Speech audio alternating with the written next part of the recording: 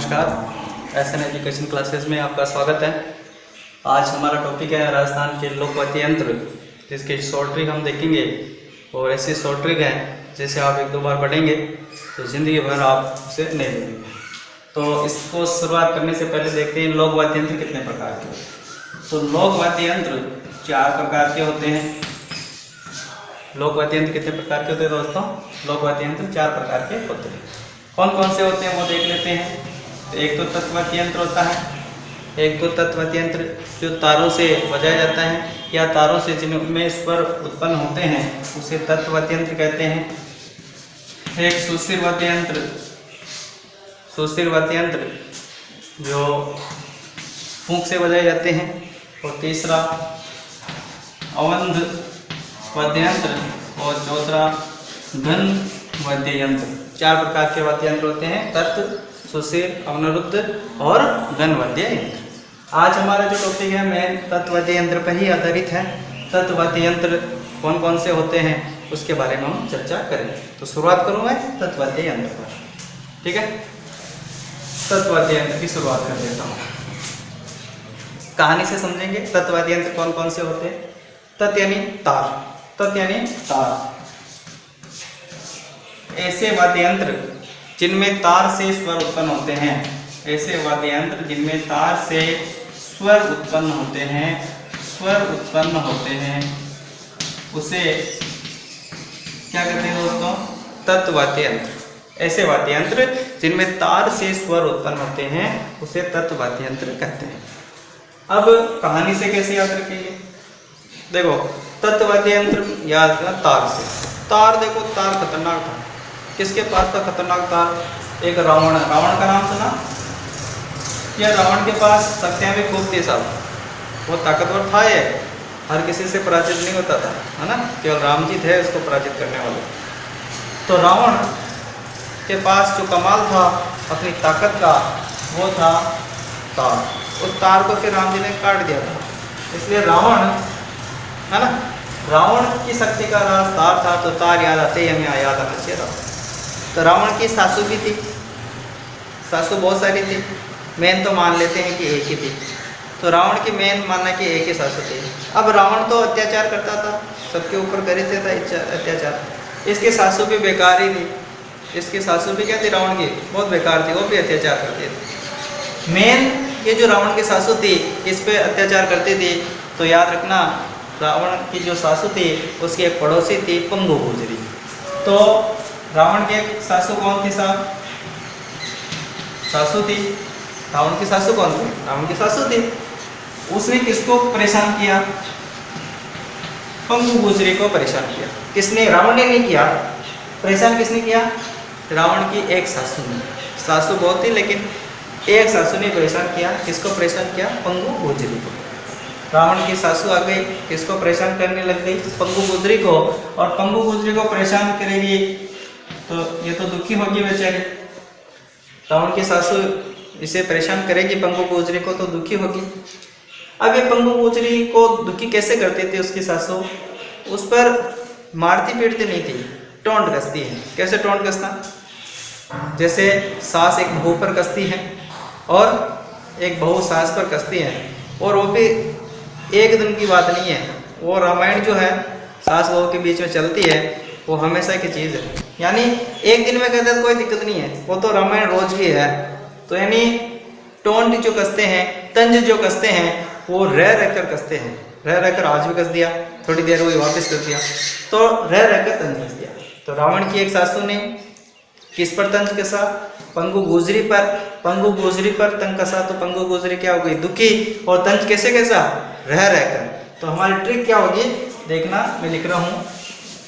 रावण की एक सास में, रावण की एक सासू ने, रावण की एक सासू ने, एक ही थी ना, रावण की एक सासू ने पंगु गुजरी, रावण की एक सासू ने पंगु गुजरी के दुख में, दुख हुआ था बेचारी को। रावण की एक सासू ने पंगु गुजरी के दुख में तंज कसा। तंज कैसे कसा? रह रहकर तंज कसा, रह रहकर तंज कसा। रावण की एक सासू ने पंगु गुजरी के दुख में रह रहकर तंज कसा। रावण की एक सासू ने पंगु गुजरी के दुख में रह रहकर तंज कसा। ये तत्ववादी यंत्र को याद रखने की एक सिंपल सी ट्रिक है। देख लेते हैं साहब। रावण का मतलब रावणहत्ता। रावण का मतलब क्या है दोस्तों? रावणहत्ता। इस की का मतलब कोई नहीं है। एक का मतलब एक तारा भी बोल देते हैं और एक तारा भी इसे बोलते हैं, तो दोनों सही है। एक तारा भी आ जाता है परीक्षा में तो भी सही है और एक तारा आता है तो भी सही है। एक हो गया सा। सा का मतलब हुआ दोस्तों सारंगी। सा का मतलब सारंगी। सु। इस सु का मतलब हुआ दोस्तों, सु का मतलब सूरमंडल। इस सु का मतलब क्या दोस्तों? सूरमंडल। और एक और होता है इसका मतलब सुरिंदा। सु का मतलब सूरमंडल और सुरिंदा, ये भी इसका मतलब नहीं है। पंगु। पंगु से क्या रखें? पंगु कोई उपकरण का नाम नहीं है, वाद्य यंत्र भी नहीं है, कुछ नहीं है। पंग यानी केवल सिंबल है कि पंग लगा दो। एक तो पंग यानी अपंग, एक तो अपंग हो जाएगा और एक हो जाएगा अपंग। पंगु से क्या याद रखेंगे दोस्तों? अपंग अपंग। पंगु दिख रहा ना, पंग पंग अपंग अपंग। और छठे नंबर पे देखिए साहब क्या है? गुजरी। गुजरी एक तत्ववाद्य यंत्र है, ध्यान रखना। परीक्षा में आता है गुजरी क्या है? गुजरी एक तत्ववाद्य यंत्र। इसका मतलब नहीं है दुख, तो यहाँ ले रहा हूँ दुख का, इसका मतलब कोई नहीं रहेगा। दुख का मतलब दुखा को, दुख का मतलब दोस्तों दुखा। मैं का मतलब नहीं रहेंगे। र, इस र का मतलब हुआ रबाब। र का मतलब रबाब और एक और है इसका मतलब है रबाज। ये दोनों अलग अलग उपकरण हैं, ध्यान रखिए। रबाब और रबाज दोनों अलग अलग उपकरण हैं। इस क का मतलब कमाईचा। क का मतलब कमाईचा, समझ में आ गई? क का मतलब कमाईचा। इस र का मतलब रावणहत्ता ले लीजिएगा, कोई फर्क नहीं पड़ेगा। तंज, इस कैसे हो गया तंदूरा। और इस जैसे क्या बनेगा दोस्तों? जंतर। और कैसे कमाईचा ले लीजिएगा, सा से सारंगी ले लीजिएगा। एक और याद रखना चिकारा। तो ये वाद्य यंत्र एक ही लाइन में याद होनी चाहिए। तत्ववाद्य यंत्र। तत्ववाद्य यंत्र कौन कौन से होते हैं? तो रावण की एक सासू ने पंगु गुजरी के दुख में रह रहकर तंज कसा। रावण की एक सासू ने पंगु गुजरी के दुख में रह रहकर। अब ऐसे समझ लेना, आप का हस्बैंड है, लड़के हैं तो हस्बैंड होगा। अब जो दुख ही देता है अपनी पत्नियों को वो क्या होगा? रावण होगा। अब वो तो रावण हो गया, कौन? पति।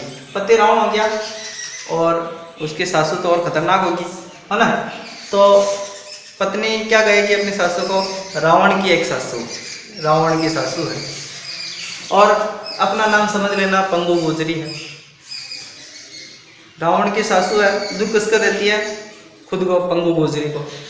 रावण की एक सासू ने पंगु गुजरी के दुख में टोंट कसती है, कैसे? रह रहकर। तो रावण की एक सासू ने पंगु गुजरी के दुख में रह रहकर तंज कसा। राकम का रावणहत्ता, एक तारा, सारंगी, सूरमंडल, सुरिंदा, अपंग, पपंग, गुजरी। दुखा को रबाब, रबाज, कमाईचा, रावणहत्ता, तंदूरा, जंतर, कमाईचा और सारंगी। याद हो जाएगा ना? तो लिख लो एक बार ध्यान रखें। हमारे वीडियो को देखने के बाद जो हमारे टेलीग्राम पर निश्चित रूप से क्विज होती है, हमेशा होती रहती है। इसके बाद जो क्विज होगी उसमें इसी प्रकार के प्रश्न भी आएंगे और इससे अलावा अलग प्रश्न भी आएंगे। तो आप हमारे टेलीग्राम जो लिंक है जो डिस्क्रिप्शन में दिया गया है तो आप उसे ज्वाइन कीजिए और समझ में आता है तो अपने दोस्तों के साथ इसे ज़्यादा से ज़्यादा शेयर कीजिएगा।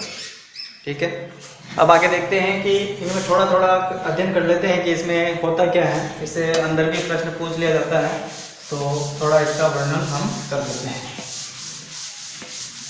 तो मेन पहला क्या है? रावणहत्ता। रावणहत्ता, रावण का हाथ किसने काटा? राम ने। किसने काटा? राम ने। और पागु जी ने लक्ष्मण जी के अवतार, रावण का हाथ किसने काटा, रामदेव जी ने, राम ने, और पागु जी यानी लक्ष्मण के अवतार। इनकी जो फड़ होती है, रामदेव जी की फड़, इसका वाचन कौन करते हैं, कामड़ जाति के लोग इसका उपयोग करते हैं। रामदेव जी के फड़ के वचन में कामड़ जाति के लोग किसका उपयोग करते हैं, रावणता। और पाबू जी की फड़ के वचन में कौन उपयोग करते हैं, नायक जाति के गोपे इसका उपयोग करते हैं। किसका, रावणता का। तो पूछ लेते हैं रामदेव जी के फड़ के वचन में किस वाद्य यंत्र का उपयोग किया जाता है, तो हम बताएंगे रावणता। बाबू जी के फड़ के वचन में किस वाद्य यंत्र का उपयोग होता है, तो रावणता। तो रावणता बनता कैसे है वो आप देखेंगे। तो रावण तो बेकार आदमी था। अब ये कहते मुझे नारियल खिलाओ, आप नारियल खिला दोगे, नहीं खिलाओगे ना, नहीं खिलाओगे बिल्कुल। रावण को कौन ये खिलाएगा, तो साहब मैं तो खिलाऊंगा लेकिन पूरा नहीं खिलाऊंगा, आधा नारियल खिलाऊंगा। कैसा नारियल खिलाऊंगा, आधा नारियल। किसको, रावण को। आधा कटा हुआ, वो भी पूरा नहीं खिलाऊंगा, ठीक है ना, आधा कटा हुआ नारियल, आधा कटा हुआ नारियल। अब ये रावण है तो साहब बकरियां भी खाएगा, खाता ही है, तो आधा कटा हुआ नारियल दे दूंगा और बकरियां खा लेगा, पेट भर जाएगा। तो आधा कटा हुआ नारियल और बकरे की खाल से इसका निर्माण होता है। ये भी परीक्षा में जाता है। आधे कटे हुए नारियल और बकरी की खाल से किस वाद्य यंत्र का निर्माण होता है, तो रावण हत्ता, ठीक है ना, याद हो जाएगा। नंबर 2, रावण हत्या के बाद क्या देखा, रावण की एक सासू ने, तो रावण की एक सासू ने, तो क्या हो जाएगा, सासे सारंगी बताया, सासे सारंगी। ध्यान रखना, रावण हत्या ये जो यंत्र है तत्वाद्य यंत्रों में सबसे प्राचीन है, सारंगी को सुरीला वाद्य यंत्र भी कहते हैं,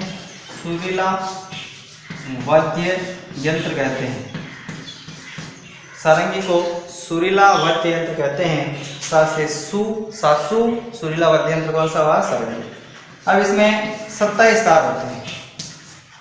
कितने तार होते हैं दोस्तों, सारंगी में 27 तार होते हैं, याद रखिएगा। परीक्षा में प्रश्न पूछ लेता है सारंगी में कितने तार होते हैं, तो हम बताएंगे सारंगी में 27 तार होते हैं। सुरीला वाद्य यंत्र किसे कहते हैं, तो हम कहेंगे सारंगी। अब और आता है साहब ये सारंगी का उपयोग कौन करता है, तो सारंगी का उपयोग पश्चिमी राजस्थान वाले लंगा जाति के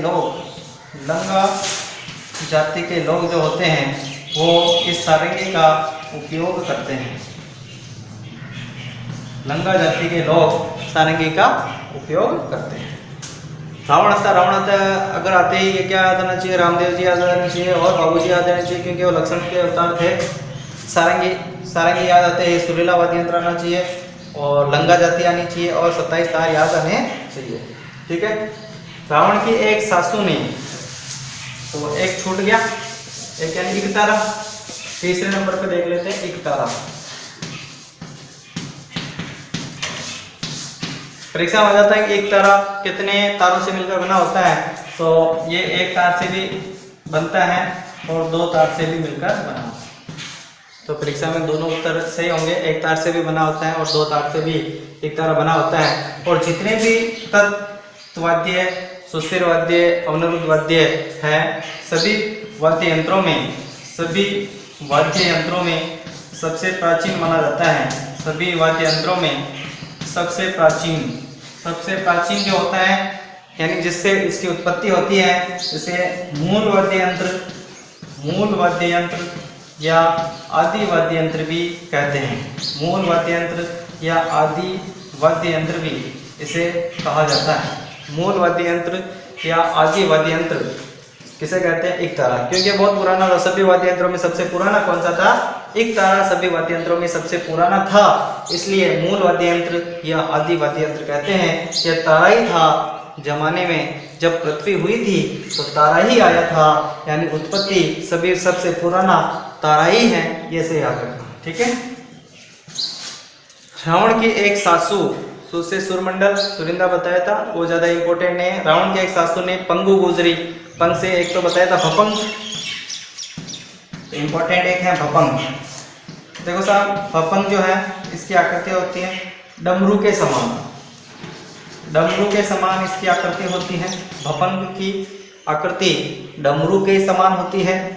भपंग भपंग भपंग डमरू जैसे बजाते हैं वैसे ही इसकी आकृति होती है, लेकिन इसमें तार लगे हुए होते हैं, याद रखना।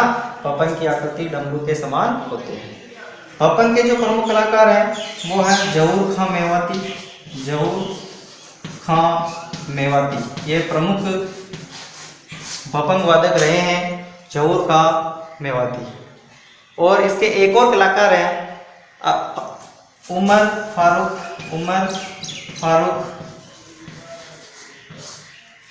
फारूक मेवाती, उमर फारूक मेवाती।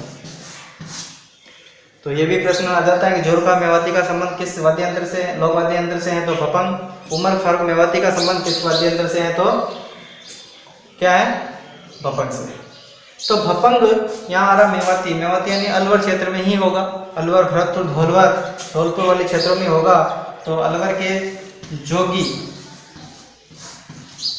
अलवर के जोगी लोग इसका उपयोग करते हैं, इसका भपंग का उपयोग अलवर के जोगी लोग जो मेवाती यानी अलवर भरतपुर धौलपुर वाले क्षेत्र में इसका उपयोग करते हैं। तो जहूर खां मेवाती भपंग, उमर खां मेवाती भपंग, पंग है ना, जहूर खां मेवाती भपंग, उमर खां फारूक मेवाती ये भी भपंग। भपंग भपंग हो जाएगा ना, भपंग भपंग। ठीक है, आगे देखते हैं। कुछ याद नहीं रखना, जो मैं निकाल रहा हूँ उसको याद रख लेना। एक बार हमारे टेलीग्राम से जो क्विज चलती है उसमें अटेम्प्ट कर लेना, प्रश्न बाहर से नहीं जाएगा, जो यहाँ से और उस टेलीग्राम क्विज से। आगे देखते हैं। रावण की एक सासू ने पंगु गुजरी के दुख में, दुखा को एक तो दुख ये इतना खास नहीं है। आगे देख लेते हैं कमाईचा, कमाईचा ये भी इंपॉर्टेंट है। कमाईचा, कमाईचा क्या होता है साहब, ये एक ईरानी वाद्य यंत्र है। कमाईचा एक ईरानी वाद्य यंत्र कहा जाता है, कमाईचा को ईरानी वाद्य यंत्र कहा जाता है। और इसे सारंगी की रानी कहा जाता है, और इसे सारंगी की रानी कहा जाता है। सारंगी की रानी किसे कहा जाता है, कमाईचा। सारंगी की रानी होगी, रानी को क्या करना पड़ेगा, काम करना पड़ेगा, कमा कमा के खाना पड़ेगा। तो सारंगी की रानी, रानी को याद आते, और रानी है तो क्या है, कमा के खाना पड़ेगा, कमा के खाना पड़ेगा ना। तो सारंगी की रानी याद आते आना चाहिए, कमाना, तो रानी को भी कमा के तो खाना पड़ेगा, इसलिए इसका उत्तर होगा सारंगी की रानी कमाईचा को कहते हैं। और ईरानी वाद्य यंत्र ये ही है। तो ये चीज हो गई, ईरानी वाद्य यंत्र और सारंगी की रानी किसे कहा जाता है, कमाईचा।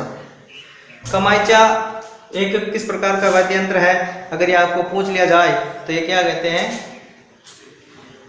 क्या कहेंगे, तत्वाद्य यंत्र। ये सारंगी और रावण हत्ता दोनों से मिलता जुलता है। सारंगी और रावण हत्ता दोनों से मिलता जुलता रूप है, यह है कमाईचा।